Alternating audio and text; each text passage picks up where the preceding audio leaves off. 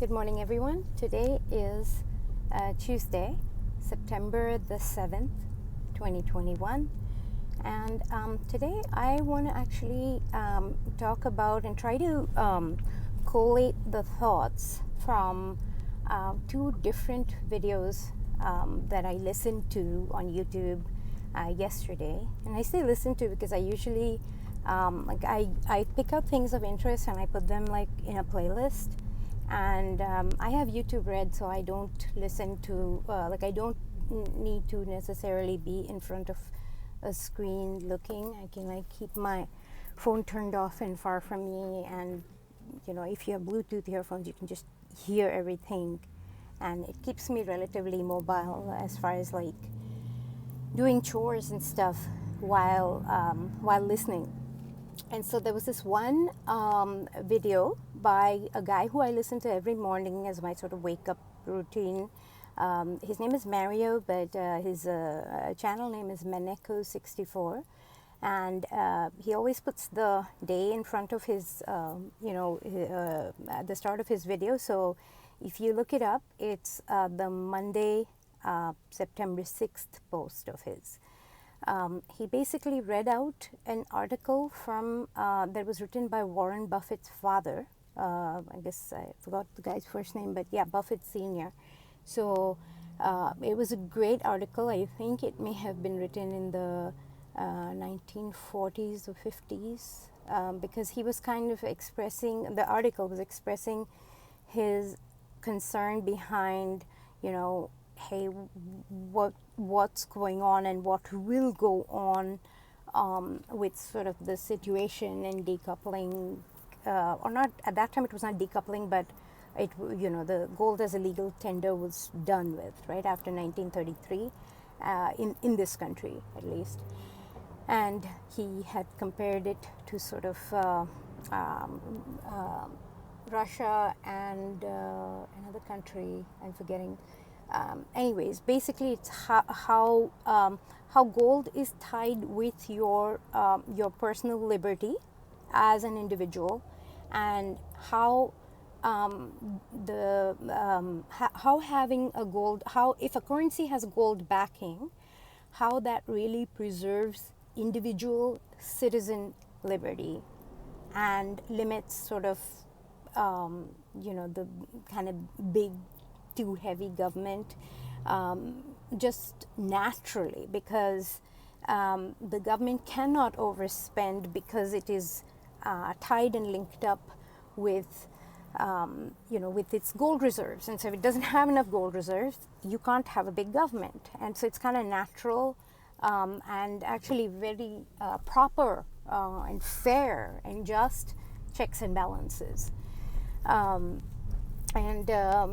so that was a really terrific video. I think I listened to it twice actually, because I was listening while gardening and stuff, and so I listened to it once and I was like, this is so great, I have to listen to it again. But it's a really terrific video, and I highly recommend that you all check it out. It's called something gold. Why gold is the sort of means for liberty or freedom, something like that.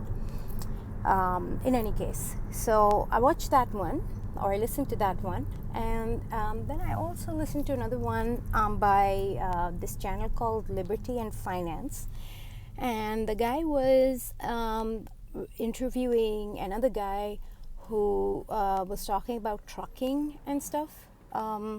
And again, now I did not know anything about trucking except for the fact that my previous babysitter's dad was a trucker, and that's pretty much all I've known about trucking. That being said, I'm one of those people who does all my shopping online, so I certainly rely on a lot of trucking. And for someone who who relies so much on logistical operations, I really did not know much about this topic. Anyways, I highly also recommend that interview. It is on the Liberty and Finance channel, and That was also posted yesterday, Monday the 6th. So it was a great interview. He talked about a lot of different aspects of the trucking, shipping, logistical kind of industry. Some of the most notable points from that one was the fact that pricing wise, that the shipping rates had gone up like 19 times. Okay, not 19%, 19 times. He said that if something was like $900 to ship earlier, as in like cargo shipping, the ship type shipping, the water transport. If it was like $900 or something, it was now up to about between $17,000 to $19,000. And then the air freight, he said, had gone up about 4 times. Again, not 4%, so it's like if it was $100, it's gone up to $400, something like that. So I thought that was pretty cool, to to grasp that. Okay, regardless of whatever inflation and all that is happening, those are the real numbers. And he said, in aggregate, the kind of costs of shipping, like say groceries and whatever, from one place to another, their COGS, the cost of goods sold measure, had gone up 30%. That's not 30 times, 30%. So I'm sure that, from a grocery standpoint, their cost of goods sold would be a lot, you aggregate everything, right? The materials and the shipping is only one aspect of it. So maybe it goes up the same, maybe it goes up a little less than that. I don't know. But that's just sort of from the rough numbers that he gave, the raw numbers that he gave. Other few things that he talked about that I think were really useful, that that people don't really talk about much these days, but something that I've listened to. Dr. Warren Farrell, I think he's a psychologist. Dr. Warren Farrell talked about this with Dr. Jordan Peterson when he got interviewed, but Dr. Warren Farrell had written this book, The Boy Crisis, and sort of how boys have it kind of rough these days on many measures. And I know that, as a woman, as an Indian woman, I could benefit greatly from just going with the whole minority narrative and all that. And I'm sure there is a lot of, there is a lot of systemic stuff that happens. Nevertheless, I'm quite concerned with sort of the state of what's happening to boys in this country, specifically in this country, and so what this guy said about truckers and how it's, what's going on with regard to sort of the average age of a trucker, and how there aren't so many people. They're having difficulty recruiting, and naturally, because if more people are kind of incentivized to go into the, say, what do you call, maybe white collar jobs, like why wouldn't you see a decline in the jobs that we actually need people to do stuff on, right? So anyways, he spoke about that, and he spoke about how certain sort of, I'll just say blue policies, because, Democrats blue, Republicans red, from that basis.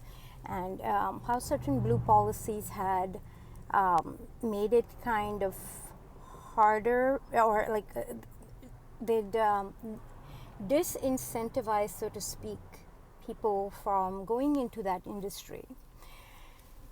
Those are not the exact words he used, but that was sort of what I got from it. and such as sort of like the unemployment insurance being extended to contractors, and then having sort of most truckers are contractors, and having a contractor on benefits, or staying home, not going in. A lot of the current policies too about the or not, and if you don't want to, and all that, how that impacts recruiting, all of that stuff, sort of with the implications I was getting from that. And I really began to think about that video in the context of what I had just heard from about Warren Buffett's father's article that Maneko64 had read out on his channel. And I was just thinking about that. If you had sound money, right? And what is sound money, first of all? Why is it called sound money? So back in the old days, right, in the Roman, during the time of the Roman Empire, the way the Roman soldiers used to know whether their money was real or not is they used to clink the coins together, and gold makes a certain sound. Not that nickel and whatever copper nickel coins that we have, it doesn't make that kind of sound. It makes real sound, like a very fine sound. You can't miss it. Once you know it, you know it. So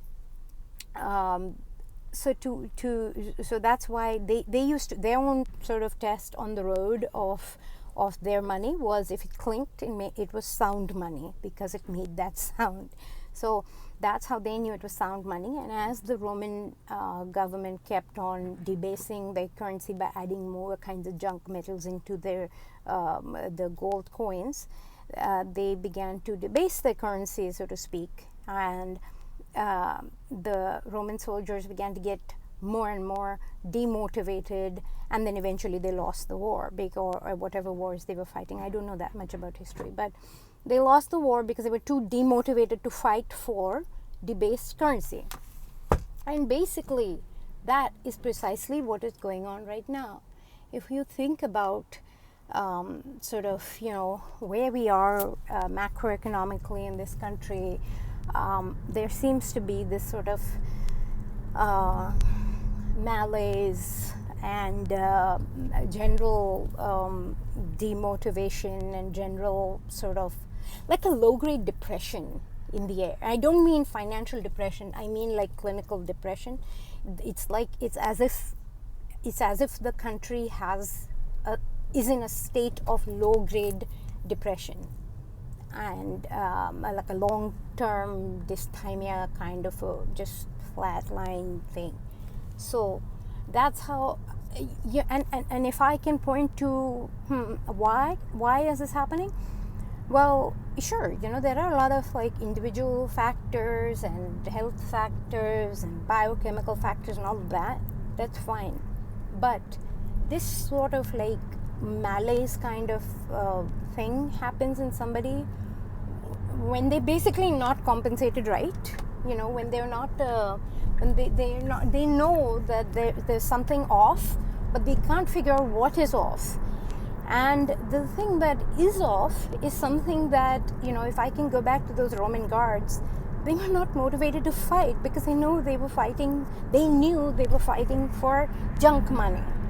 And for that, they're like, meh, whatever. So that meh, whatever attitude seems to have infiltrated our world as well. And this guy on the trucking video, he was saying something about like, how much more they have to sort of pay people in order to motivate them to come in and take that kind of, those kind of jobs, because those are hard jobs that require a lot of like energy, sustained focus, And if you live in a culture where sort of that sub-segment or subculture of individuals is treated poorly, or even like kind of I don't know to use the word discriminated against, but it's like looked down upon or looked upon unfavorably, etc., then why would some young energetic man want to go into that industry? And why would said man, if not paid enough, why wouldn't he say like, meh, let's just take whatever government subsidy and just stay home, whatever? Like, why wouldn't, it's just normal behavior, normal human cost benefit kind of behavior. But then what's the stop to it, right? What's the end to it? Well, when he was talking about those kind of government programs, etc., I thought to myself, if people were paying in gold, right, then you're not going to buy rubbish, because nobody wants to trade gold for like garbage things, right? You really think about what you're spending your money on. You're only going to get things shipped to you that you actually care about and that you would pay in the weight of gold, whatever it was. And now if that gold was coming out from the government, like when you say gold-backed currency, that means that the government is tied to whatever whatever their spending is. The government needs to have the equivalent amount of gold in their reserves.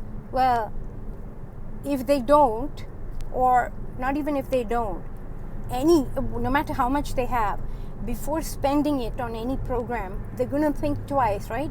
Gee, do I want to pay this person a subsidy in gold? Maybe not. Or maybe yes, who knows, right? It depends how critical that industry is. But it really causes people to think twice before spending, and causes governments to think twice, which was something also that the article that Maneko 64 read out spoke about, where it's a natural checks and balances, because you naturally go in, to your bank to trade it. Say, you turn in your, that time it was what, $20 bill. You trade in your $20 bill for an ounce of gold. Holy crap! Like, there is no way, like, anybody is going to be, pardon my French, pissing away that money. It's just not. Okay.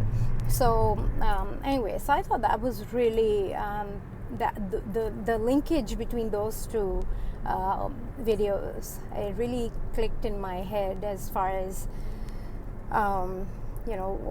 what is going on, sort of with all of us and with this country, specifically over the last 70 years. I mean, not 70, 50 years, yeah. But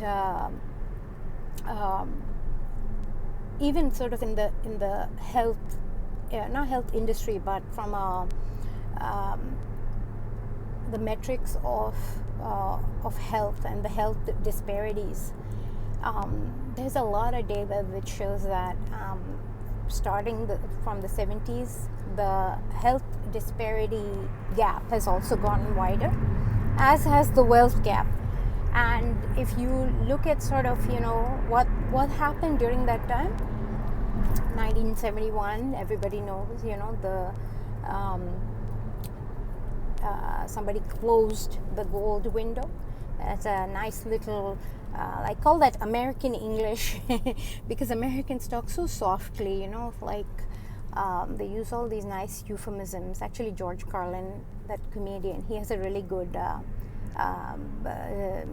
comedy sketch on this thing about, I think it's called American Euphemisms, where it's like things sound a lot nicer than they actually are. But what does closing the gold window mean? Basically, Nixon defaulted on the whole international market, saying, whatever, I know we said that $20 is equal to an ounce of gold, but we are causing the convertibility of dollars to gold by the speculators, meaning we are defaulting on our on what we said, and since that time it's gone bust. And highly recommend you watch that video by Maneko64, because talks about sort of that article that he read talks about how Warren Buffett's dad had spoken about how what happens basically, the end of all fiat currency experiments goes poorly. Okay, why am I talking about all this? And this is a pretty long video, 20 minutes already, goodness. Here's one more thing that I had thought about during the article or the video about the interview by the truck guy. He said something about the difficulty of finding truckers. And I also thought about sort of, where we are going with our boys and young men and where this country is going. And, I always kind of grapple with the inflation-deflation debate, mostly in my own mind, because I can see both scenarios. I can see one scenario where it's a matter of, okay, so we cannot find enough truckers. Guess what? We're going to go with automated machines, robots for trucks. We're going to go with robots, drones, robot truck drivers. Because we don't, we need things, we don't have them, and this is our solution, and that sort of makes the whole tech, Kathy Woods, FANG stocks go up kind of bubble, that thing, it supports that. And it also, since tech is generally deflationary, you won't have to pay, and I'm taking a bit of a detour here with talking about not just trucks, but say fast food staff, right? Robot self-service fast food. You don't need to pay a robot $20 an hour and be nervous about them not showing up for an interview, right? A robot will always show up. It shows up, you turn it on, basically. It's a one-time cost. And all technology is by definition deflationary, right? So I can see it going that way also, with an advent of a central banking digital currency, universal basic income, tied with your phone, tied with your score, your social credit score, right? Because people start saying, and this may, I've noticed some things, they come straight from the public. People may say oh no, don't mess with my FICO score, don't mess with my money score, make it on my behavior instead. Look, I'm such a good little serf. And people, the government could do it because the people asked for it. People vote for it, and go themselves into this sort of a thing where you have bots doing everything for you, and you have therefore a deflationary environment, which of course the powerful entities do not let go of power and control easily, period. It just does not. Gold instills discipline and responsibility. Do things that people, I don't know about people, but governments and they have plenty of discipline for themselves, but I don't think they would want that imposed on them, because it would curtail their power and control. Anyways, gone on with my ramble, little too much as always, but if you've made it this far, Thank you for listening. And yeah, feel free to leave in the comments what your thoughts are. And if there are any other topics you'd like me to talk about and explore, there are a lot of different things I listen to. I like to listen to, Ajahn Brahm's talks. I like to listen to Jordan Peterson. I like to listen to almost anything about psychology and about um, neurobiology and um, neuro basis of behavior, as well as macroeconomic stuff, um, finance stuff as it relates to sound money and metals, etc. And also, I do enjoy, trading and technical analysis, but I think more important, I'm more of a fundamentals gal rather than just pure TA. But that's the kind of stuff that I listen to and absorb a lot. So happy to chat about anything that you want me to explore, go down any rabbit holes. Okay, thank you for listening. Have a nice day. Bye.